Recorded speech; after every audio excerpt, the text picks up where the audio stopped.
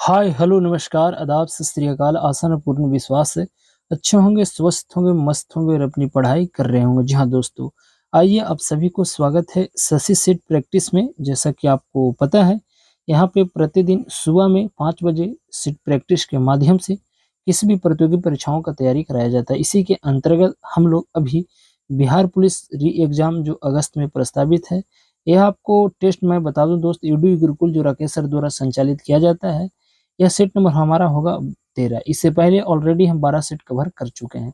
अगर आपको चाहिए इस क्लास का पीडीएफ तो जाइए इसी वीडियो के नीचे में डिस्क्रिप्शन, वहाँ पे आपको टेलीग्राम का लिंक है, उसी लिंक से आपको ज्वाइन करना है और आपको वहाँ पे फ्री में इस क्लास का पीडीएफ प्रोवाइड करा दिया जाता है। तो चलिए बिना वक्त को जाया किए हुआ स्टार्ट किया जाए आज को सेशन को और देखा जाए आज का पहला प्रश्न। अगर आप पहली बार देख रहे होंगे दोस्त, मैं आपसे जरूर आग्रह करूंगा कि इस चैनल को जरूर सब्सक्राइब कीजिए, लाइक कीजिए और अपने दोस्तों के पास इसे शेयर जरूर कीजिएगा। तो चलिए इसी तकिया और कलाम के साथ कि ना थके हैं पाँव ना मैंने हिम्मत हारी है, देखे हैं कई दौर मुश्किलों का, इसलिए आज भी सफर जारी है। तो चलिए अपनी सफर पर और देखते हैं आज का पहला प्रश्न। पहला जो प्रश्न बड़ा सिंपल सा प्रश्न है मेरे मित्र, बहुत सिंपल सा प्रश्न है। अब वृत्त का त्रिज्या आप लगा लीजिएगा, फॉर्मूला पाई आर स्क्वायर होता है। यहाँ पे क्षेत्रफल पूछ रहा है, तो इसका जो सही आंसर निकल कर आएगा वह ऑप्शन नंबर सी वाला बिल्कुल सही हो जाएगा। दूसरा जो प्रश्न है यहाँ पे पूछा गया टाइम एंड वर्क से है, बहुत सिंपल सा प्रश्न है, अब बनाइएगा। इसका जो आंसर निकल कर आता है वह ऑप्शन नंबर सी वाला बिल्कुल सही है। अगला जो मैथ यहाँ पे पूछा जा रहा है ये भी आपको टाइम एंड वर्क से है, तो इस प्रश्न का जो सही आंसर निकल कर आएगा ऑप्शन नंबर सी वाला बिल्कुल सही है। और इसका तो बड़ा आप जानते ही होंगे, इसका तो सिंपल सा आंसर है 25। और इसका भी आपको आंसर आपको 4 3 12 यानी 4 वाला बिल्कुल सही हो जाएगा। अगला है यहाँ पे आपको समबाहुभुज आपको बताना है, तो बड़ा सिंपल सा प्रश्न है, आपको प्रत्येक आंतरिक कोणों का योग बताना है। तो आप एक फार्मूला लगा लिए, उससे आपको बन जाएगा 2n-4 इंटू आपको यहाँ पे 90 डिग्री वटा n लिखिएगा और ये आपको बराबर के बाद जो है 120 दीजिएगा, आपको n का मान निकल कर आ जाएगा। तो 6 आपको इनकी भुजाओं की संख्या देखने को मिलेगा, तो ऑप्शन नंबर बी वाला बिल्कुल सही है। 7 नंबर जो प्रश्न है ये भी बड़ा सिंपल सा प्रश्न पूछा जा रहा है, चाल बराबर दूरी बटा समय आप लगाइएगा, इसका सही आंसर आपको 24 सेकंड देखने को मिलेगा।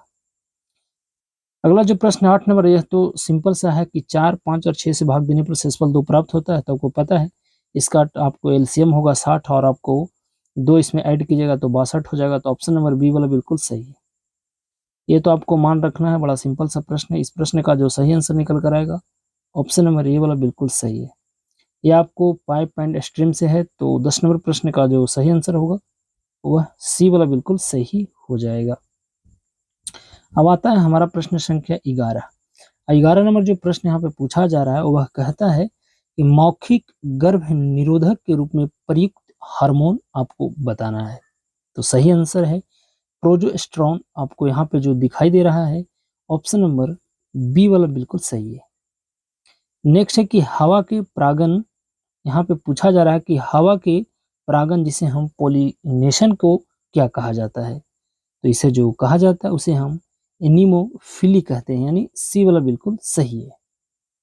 अगला जो प्रश्न है कहता है कि बलवन की निरंकुशता का मुख्य आधार क्या था, तो वही शक्तिशाली सेना, यानी ऑप्शन नंबर सी वाला बिल्कुल करेक्ट हो जाएगा जी। अगला जो प्रश्न पूछा जा रहा है कि एक घास स्थली पारिस्थितिकी तंत्र की खाद्य श्रृंखला में विभिन्न घटकों का सही क्रम क्या है। तो देखिए पहले घास को खाएगा चिट्टा, चिट्टा को खा जाएगा मेढक और मेढक को खा जाएगा सर्प, यानी ये वाला बिल्कुल सही है। नेक्स्ट है कि चलती बस अचानक रुकने से सवारी आगे की ओर क्यों झुक जाती है। आपको पता है कि चलती हुई बस पर आज जो है गाड़ी तो आपको गति में रहता है, मगर उसमें बैठे यात्री वह विराम अवस्था में रहता है, यानी सवारी के जड़त्व के कारण, यानी ऑप्शन नंबर बी वाला बिल्कुल सही। आपको पता होगा कि न्यूटन के गति नियमों से यह आपको प्रश्न पूछा जा रहा है, तो बी वाला बिल्कुल सही है। अगला जो यहाँ पे प्रश्न है कि किस तापमान पर पानी का घनत्व यानी डेंसिटी अधिकतम होगा, तो 4 डिग्री सेंटीग्रेड, यानी ऑप्शन नंबर ए सही है। नेक्स्ट है कि समानता स्त्रियों की आवाज का तारतम्य जो होता है वह पुरुषों के अपेक्षा क्या होता है, तो अधिक होता है। तो ये वाला बिल्कुल सही है। 18 नंबर प्रश्न है कि हेपेटाइटिस रोग से मनुष्य का कौन सा शरीर का अंग प्रभावित होता है, तो वही यकृत जिसे हम लीवर कहते हैं। और हेपेटोलॉजी में इसका आपको अध्ययन देखने को मिलेगा। आपको पता है यकृत का काम क्या है, यूरिया का संश्लेषण करना यकृत का काम है, ग्लाइकोजोसिस पैदा करना और पित्त का निर्माण करना, यही आपको कार्य करता है। परंतु पित्त का अगर भंडारण कोई करता है तो वह पित्ताशय करते हैं। वसा का इमल्सीकरण कोई करता है तो वह पित्ताशय करता है। तो आप इस चीज को जरूर याद रखिएगा। अगला जहाँ पे प्रश्न पूछा जा रहा है 19 नंबर कि निम्नलिखित में से कौन सी हरित गृह गैस नहीं है, तो यहाँ पे जरा ऑप्शन को देखिए। 19 नंबर जो ऑप्शन में यहाँ पे पूछा जा रहा है तो वह नाइट्रोजन वाला बिल्कुल यहाँ पे करेक्ट हो जाएगा। अगला है कि अस्पतालों में सांस लेने वाली ऑक्सीजन नली में ऑक्सीजन और निम्नलिखित गैस होती है, तो ऑक्सीजन के साथ होता है हमारा हीलियम। तो आपको बी वाला बिल्कुल सही है। नेक्स्ट है कि पंजाब में कूका आंदोलन की एक शाखा नामधारी आंदोलन का संस्थापक कौन था, तो वही Ram Singh. Option number C वाला बिल्कुल सही हो जाएगा। नेक्स्ट यहाँ पे पूछा जा रहा है कि मेरा अंतिम उद्देश्य प्रत्येक व्यक्ति की आंख से आंसू पोंछना होगा, यह कथन निम्नलिखित में से किसका था, तो वही Pandit Jawaharlal Nehru. Option number A वाला बिल्कुल सही है। रिजर्व बैंक ने बैंकिंग लोकपाल योजना किस वर्ष प्रारंभ की थी, देखिए यहाँ पर बात आई है रिजर्व बैंक की, तो आपको पता हो आरबीआई की स्थापना आपको 1934 के यंग हिल्टन आयोग की सिफारिश पर, यानी 1934 का अधिनियम था। उसके बाद 1 अप्रैल 1935 को इसी अधिनियम के तहत इसकी स्थापना किया गया था। जिस समय इसका स्थापना किया गया था मित्र, उस समय इसका मुख्यालय आपको कोलकाता में देखने को मिलेगा। वर्तमान में यह महाराष्ट्र में अवस्थित है। 25वें क्रम के भी जो गवर्नर हैं वह शक्तिकांत दास हैं, जिन्हें 2023 का best governor of the year से भी नवाजा जा चुका है। परंतु इस प्रश्न का सही जवाब 1995 है। आपको पता है कि 1995 में एक संस्था था जिसकी स्थापना 1995 में ही किया गया था, WTO, जिसे हम वर्ल्ड ट्रेड ऑर्गेनाइजेशन कहते हैं। और उसकी पहली महिला अध्यक्ष बनाया गया था नाकोजी अंकोजा इवेला को, जो नाइजीरिया से बिलोंग करती थी। तो एक प्रश्न को कई प्रश्न बनाया जा सकता है, यह आपको ऊपर निर्भर है। मैं अगर इस तरह से अगर बताऊं तो पता चलेगा कि 25 मिनट का वीडियो नहीं बल्कि यह 75 मिनट का वीडियो बन सकता है। परंतु यहाँ पे मेरी मजबूरी है और उसी का नाम है, मजबूरी का नाम महात्मा गांधी। खैर आगे बढ़िए और देखिए अगला प्रश्न कहता है कि अंत्योदय दिवस भारत में किस दिन मनाया जाता है साहब, तो यह जो मनाया जाता है आपको मैं बता दूं कि 21 सितंबर को मनाया जाता है जी। 22 मार्च को क्या मनाया जाता है, तो जल दिवस। बिहार दिवस भी 22 मार्च को ही मनाया जाता है, आप इसे जरूर याद रखिएगा। अगला प्रश्न है कि निम्नलिखित में से कौन एक कनिष्क के दरबार से संबंध नहीं था, तो जो नहीं था ना मित्रों वह थे पतंजलि। यह आपको कनिष्क के दरबार में नहीं थे, बाकी तीनों बिल्कुल सही है। नेक्स्ट है कि मुगल प्रशासन में मुहतसिब क्या था, तो मुहतसिब जो था ना लोक आचरण अधिकारी हुआ करता था, तो सी वाला बिल्कुल सही है। नेक्स्ट है कि दक्षिण भारत की सबसे ऊंची चोटी आपको बताना है, तो वही हो जाएगा अनाईमुड़ी। ऑप्शन नंबर ए वाला बिल्कुल सही हो जाएगा। नेक्स्ट है कि संविधान सभा की प्रांतीय संविधान समिति के अध्यक्ष कौन था, तो वही सरदार वल्लभ भाई पटेल, जो भारत के प्रथम गृह मंत्री हुआ करते थे। तो ऑप्शन नंबर डी वाला बिल्कुल सही है। नेक्स्ट है कि भारत के राष्ट्रपति की शक्तियों के बारे में निम्नलिखित में से कौन सा एक सही नहीं है, कहता है कि राष्ट्रपति को सर्वोच्च न्यायालय के परामर्श को स्वीकार करना चाहिए, ऐसा बिल्कुल नहीं है साहब। आपको पता होगा कि एक आर्टिकल है 143 इसी आर्टिकल में कहा गया है कि अगर राष्ट्रपति को किसी से सलाह लेना है तो वह ले सकता है सुप्रीम कोर्ट से, और सुप्रीम कोर्ट उसे सलाह देगा, परंतु उस सलाह को मानना या न मानना राष्ट्रपति को व्यक्तिगत फैसला होता है। यह कोई जरूरी नहीं कि जो सलाह दे उसे वह मान्य है। तो यही इसका गलत है और ऑप्शन नंबर ए वाला बिल्कुल सही हो जाएगा। अगला जो प्रश्न है कि पुलेला गोपीचंद्र किस खेल से संबंधित है, तो आपको पता है वह थे आपको बैडमिंटन से, तो सी वाला बिल्कुल सही है। नेक्स्ट है कि ज्ञानपीठ पुरस्कार प्राप्त करने वाला प्रथम हिंदी लेखक कौन थे, तो सुमित्रा नंदन पंत साहब, यानी सी वाला बिल्कुल सही है। नेक्स्ट है कि दक्षिण भारत में वैष्णव भक्ति संतों को कहा जाता था, तो जो कहा जाता था उसे हम अलवार कहते थे, यानी ए वाला करेक्ट है। अगला है कि असहयोग आंदोलन की बहिष्कार कार्यक्रम में सर्वाधिक सफलता मिली थी, तो वह मिली थी विदेशी कपड़ों का बहिष्कार किया गया था, तो सी वाला बिल्कुल सही हो जाएगा। नेक्स्ट है कि सतह से सतह पर मार करने वाली भारतीय रक्षा मिसाइल कौन था, वही अपना पृथ्वी, ऑप्शन नंबर डी वाला बिल्कुल सही है। जैन धर्म की द्वितीय संगीति का आयोजित कहाँ किया गया था, तो वही बल्लभी, ऑप्शन नंबर बी बिल्कुल करेक्ट है।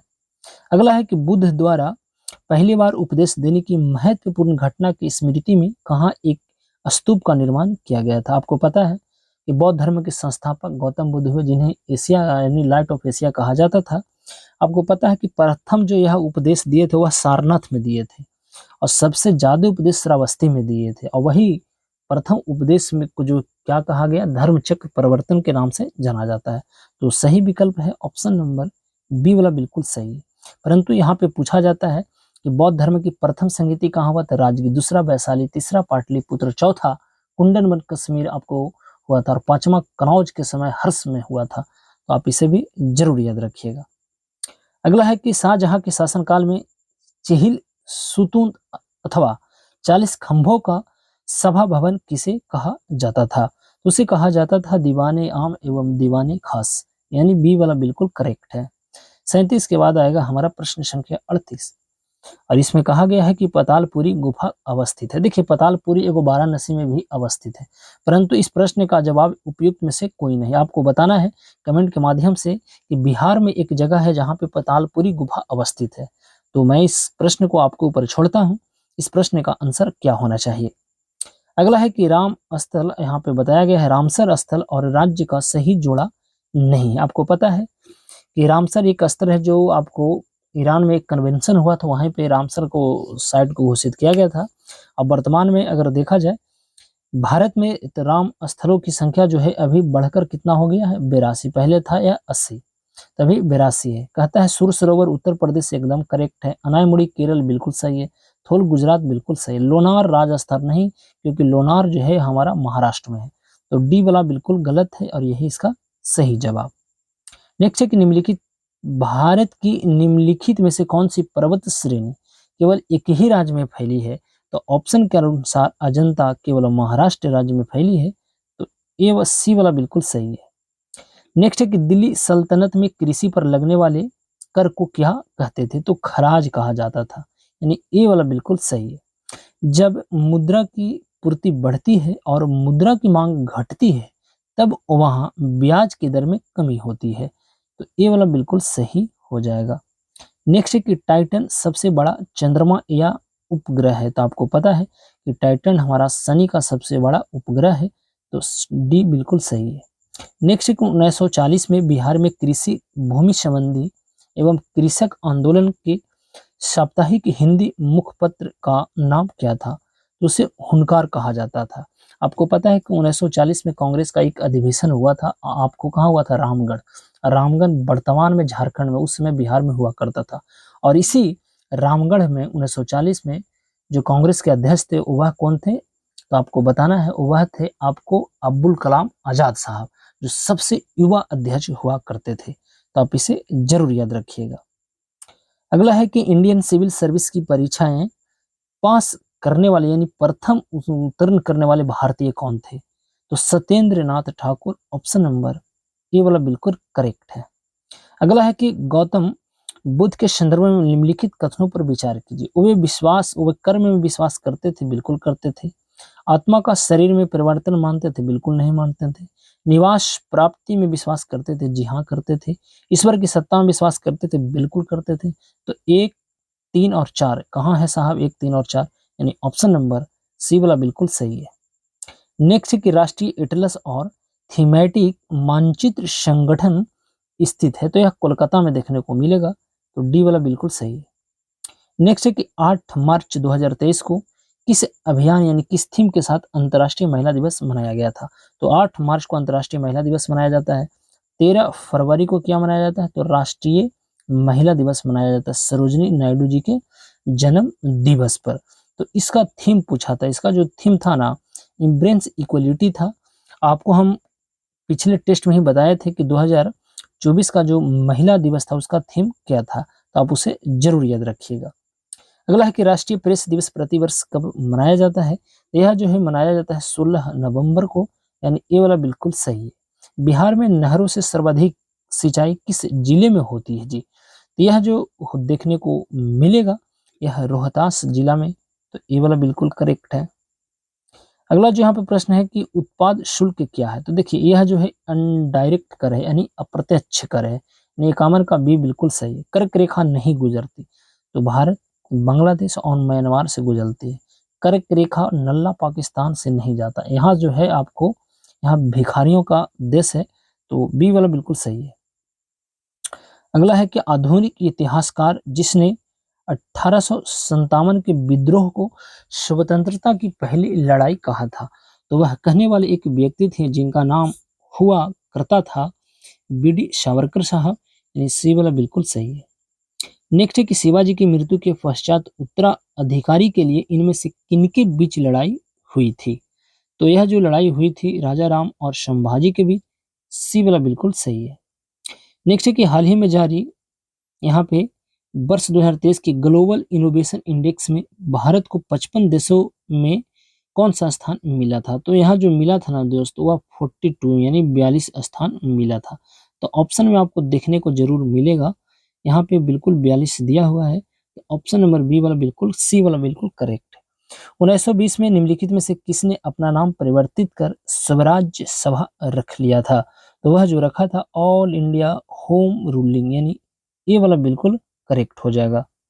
अगला है कि रविंद्रनाथ टैगोर द्वारा लिखित गीत है जनगण मन सर्वप्रथम जनवरी 1912 में किस नाम से प्रकाशित हुआ था? देखिए यहाँ पे जो पूछा जा रहा है राष्ट्रगान है ना कि राष्ट्रगीत है, तो जनगण मन अधिनायक की जय है भारत भाग विधाता, तो यह जो है भारत भाग विधाता के नाम से प्रकाशित हुआ था।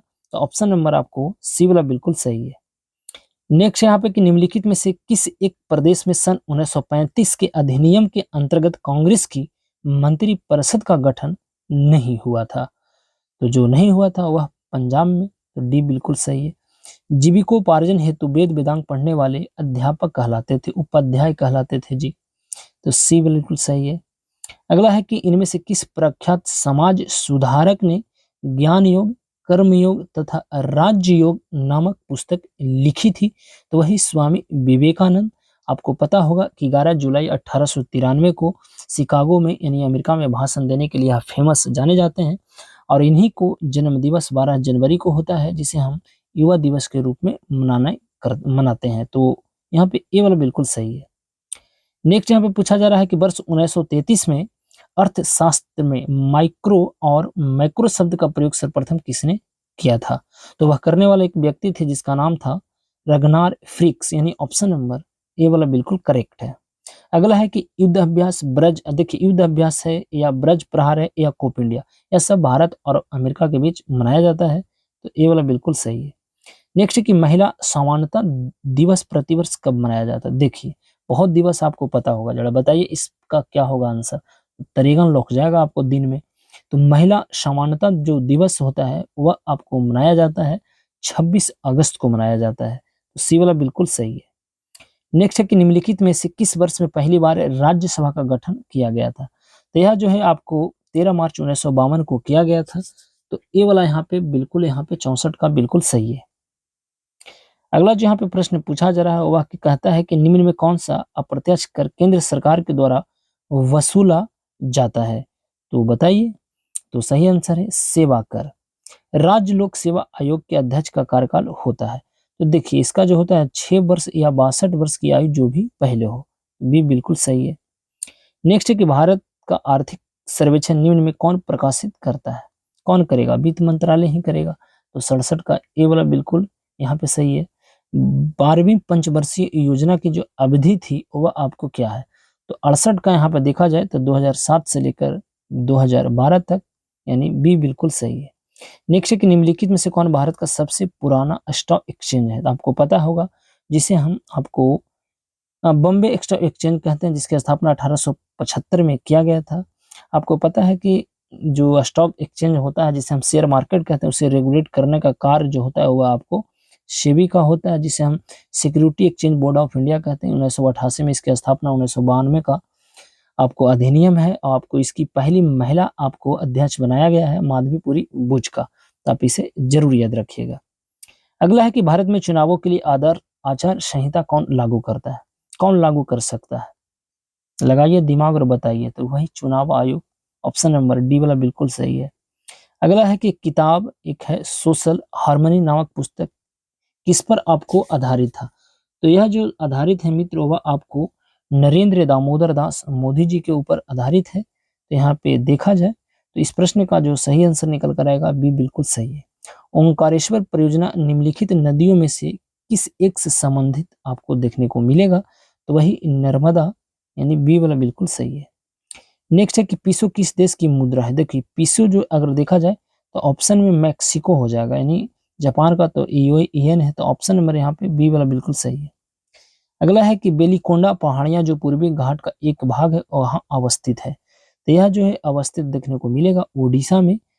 तो ये वाला बिल्कुल सही है। पाल घाट जो है निम्नलिखित किन राज्यों को जोड़ता है? वही पाल घाट जो हमेशा चर्चा का विषय बना रहता है। तो यह केरल और यहाँ पे तमिलनाडु वाला भाग 75 का यहाँ पे देखा जाए तो सी वाला बिल्कुल सही है। सतरिया किस राज्य का पारंपरिक लोक नृत्य है? तो वही असम का, ऑप्शन नंबर बी बिल्कुल सही है। अगला है कि पूछा जा रहा है कि भारतीय संसद ने डैश नागरिकता संशोधन विधेयक आपको लागू लाया था, तो 2019 में लाया था, जिसे हम सीए कहते थे। अगला जो यहाँ पे प्रश्न पूछा जा रहा है वह आपको प्राचीन भारत में किस वंश का शासन काल आपको स्वर्ण युग कहलाता था? तो गुप्त को कहलाता था। उस स्थान का नाम लिखिए जहां अंततः जैन ग्रंथों का संकलन हुआ, तो वही आपको बल्लभी में हुआ था। तो डी सही है। अगला है कि महमूद गजनवी का दरबारी इतिहासकार कौन था? तो ऑप्शन के अनुसार उत्तर भी बिल्कुल सही है। विजयनगर का प्रसिद्ध हजारा मंदिर किसके शासनकाल में निर्मित हुआ था जी? तो यह कृष्णदेव राय के शासनकाल में हुआ था। तो ए वाला बिल्कुल सही है। अगला है कि 1924 का बंगाल का तारकेश्वर आंदोलन निम्न में से किसके विरुद्ध था? तो यह जो था वह मंदिरों में भ्रष्टाचार के विरुद्ध था। तो ये सही है। भारतीय राष्ट्रवाद का जनक किसे माना जाता है? यह जो माना जाता है वह बाल गंगाधर तिलक को, यानी बी बिल्कुल सही है। महात्मा गांधी द्वारा दक्षिण अफ्रीका में प्रकाशित की गई पत्रिका का नाम क्या था? तो इंडियन ओपिनियन हो जाएगा, 84 का, सी वाला बिल्कुल सही है। नेक्स्ट यहाँ पे पूछा रहा कि भारतीय लोक सेवा का परिवर्तन किया गया था। तो भारतीय लोक सेवा का जो परिवर्तन किया गया था वह आपको कॉर्नवालिस के शासनकाल में, यानी बी बिल्कुल सही है। परिश्रमी किस प्रकार का विशेषण? यहाँ से हिंदी हमारा चालू होता है। तो यह जो हो जाएगा गुणवाचक है, आपकी गुण बताता हुआ। अगला है कि ध्यान पूर्वक शब्द में, ध्यान पूर्वक शब्द है तो क्या है जी? ध्यान पूर्वक शब्द, यह जो हो जाएगा रीतिवाचक क्रिया विशेषण। नेक्स्ट है कि मोहन प्रकाश जी उन्हें होना चाहिए, उन्हें हिंदी पढ़ाते हैं, उन्हें होना चाहिए, यानी 88 का सी बिल्कुल सही है। निराधार का सही संधि विच्छेद क्या होगा? निह जोड़ आधार, अर्थात निराधार हो जाएगा जी। तो यहाँ पे डी वाला बिल्कुल सही है। नेक्स्ट है कि पीताम्बर, अर्थात पित है जो अंबर, यानी बहुब्रीहि समास हो जाएगा। उच्चिष्ट शब्द से उपसर्ग आपको लीजिए तो उद हो जाएगा। इनमें कौन सा प्रत्यय नहीं है? तो अनु शायद नहीं यहाँ पे हो जाएगा। अगला है कि इसमें से तदभद शब्द आपको बताना है। तो 93 नंबर जो प्रश्न इसका जो हो जाएगा वह आपको अमिन्य वाला ये हो जाएगा, यानी डॉग वाला बिल्कुल यहाँ पे सही है। अगला है कि कलम का पर्यायवाची नहीं है। तो कलम का जो पर्यायवाची नहीं होगा वह आपको निरिधि नहीं होगा। उत्थान का विलोम क्या होगा? तो ये उसका जो होगा ना वो पतन हो जाएगा। तो 95 का सी वाला बिल्कुल सही है। यहाँ से अब आपको बताना है, यहाँ से हमारा चालू होता है इंग्लिश, कहता है इंडस्ट्रियस, इसका जो सही आंसर होगा वह आपको डिलीजेंट हो जाएगा, यानी आपको नंबर ए वाला बिल्कुल करेक्ट है। अगला जो प्रश्न पूछा जा रहा है 97 और 97 नंबर जो प्रश्न है इसका जो सही आंसर निकल कर आएगा वह आपको एक्सेप्टेंस हो जाएगा। Choose the plural from the, आपको सिलेबस को बताना है, तो इसका ए और बी दोनों हो जाएगा। अगला यहाँ पे पूछा जा रहा है 99 नंबर प्रश्न, और 99 नंबर जो प्रश्न है इसका सही जवाब क्या होगा? तो 99 नंबर प्रश्न यहाँ पे आपको देखने को मिलेगा साहब, 99 नंबर जो प्रश्न है आपको यहाँ पे देखने को मिलेगा, और इसका जो सही आंसर निकल कर आएगा वह आपको क्या हो जाएगा? तो 99 नंबर जो प्रश्न है इसका सही आंसर देखा जाए तो ग्रुप ऑफ पर्सन हो जाएगा, यानी सी वाला बिल्कुल सही है। 100 नंबर जो प्रश्न पूछा जा रहा है वो कहता है कि राइट द, आपको ऑपोसाइट यहाँ पे ऑफ आपको कंपेल बताना है। तो लास्ट वाला को सही आंसर आपको ऑप्शन नंबर बी वाला बिल्कुल करेक्ट हो जाएगा। तो यह था हमारा आज का सेट। आपको सेट कैसा लगता है इसके बारे में आप हमें कमेंट के माध्यम से जरूर बता सकते हैं। अगर आपको चाहिए इस क्लास का पीडीएफ तो इसी वीडियो के नीचे डिस्क्रिप्शन है, टेलीग्राम का लिंक दिया हुआ है, उसे आप ज्वाइन कर लीजिए। वहाँ पे फ्री ऑफ कॉस्ट इस क्लास का पीडीएफ प्रोवाइड कर दिया जाता है। तो चलिए यहाँ पे देते हैं अपनी वाणी को विराम और लेते हैं आपसे विदा इस वादे के साथ कि फिर मुलाकात होगी एक नए वीडियो में एक नए उत्साह, जुनून, पागलपन के साथ। जब तक के लिए आप सही से रहे, स्वस्थ रहे, मस्त रहे और अपनी पढ़ाई करते रहें। और कहते हैं ना दोस्त कि मुश्किल नहीं है कुछ भी इस दुनिया में, तू जरा कोशिश तो कर, ख्वाब बदलेंगे हकीकत में, तू जरा कोशिश तो कर। तो अब हमें दीजिए इजाजत, नमस्कार।